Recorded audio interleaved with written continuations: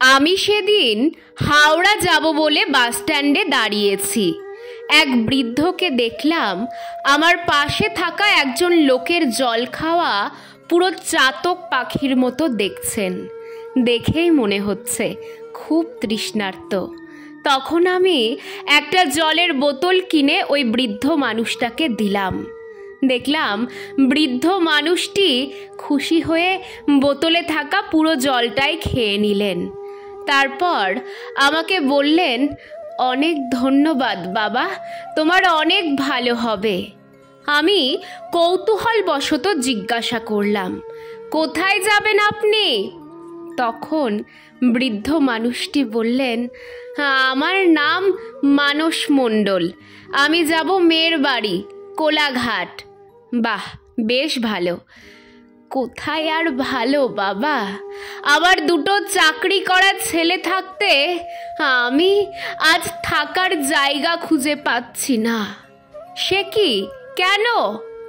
জানো বাবা, অনেক কষ্ট করে মা মরা দুই ছেলেকে পড়াশোনা শিখিয়েছি। ওদের মা যখন মারা যায় তখন ওরা খুব ছোট।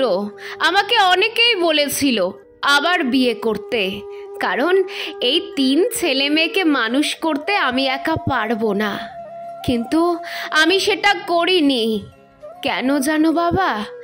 যদি নতুন মা এসে আবার এই ছোট্ট ছেলে মেয়েগুলোর ওপর অত্যাচার করে, এই ভয়ে আমি আর বিয়ে করিনি।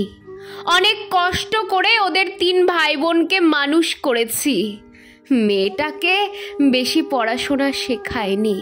সবাই বলল, মেয়ে মানুষকে পড়াশোনা শিখিয়ে কি হবে, চাকরি করলেও সেই পরের বাড়ি চলে যাবে, বৃদ্ধ বয়সে তো আর দেখাশোনা করবে না। তাই আর মেয়েটাকে সেভাবে পড়াশোনা শেখানো হয়নি। ছেলেদের খুব ভালোভাবে পড়াশোনা শিখিয়েছি, তাই ওরা চাকরি পেয়েছে, দুজনে দুটো সুন্দর পাকা বাড়ি করেছে।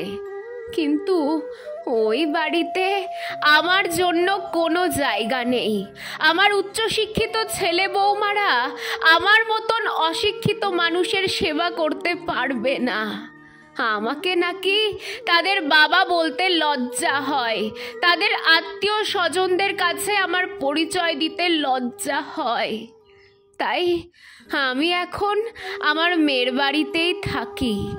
আমার জামাই গরিব হতে পারে, কিন্তু খুব ভালো মনের মানুষ জানো বাবা। খুব বেশি পড়াশোনা নেই, তবে চাষবাস করে সংসার চালায়। জামাইয়ের বাবা মা নেই, তাই আমাকে খুব শ্রদ্ধা ভক্তি করে।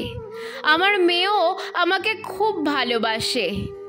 আমি এখানে এসেছিলাম আমার মরে যাওয়া স্ত্রীর ছবিখানা আনতে।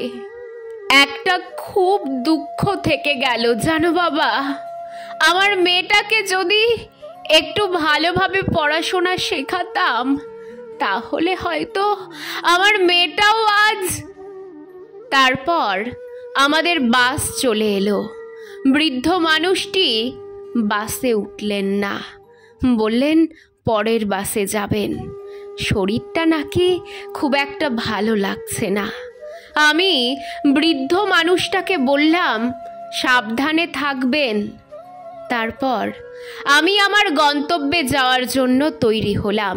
আমি বাসে বসে ওই বৃদ্ধ মানুষটির করুণ মুখটার কথা ভাবছিলাম, আর ভাবছিলাম মানুষ কেন পুত্র সন্তান কামনা করে? এই দিন দেখার জন্য।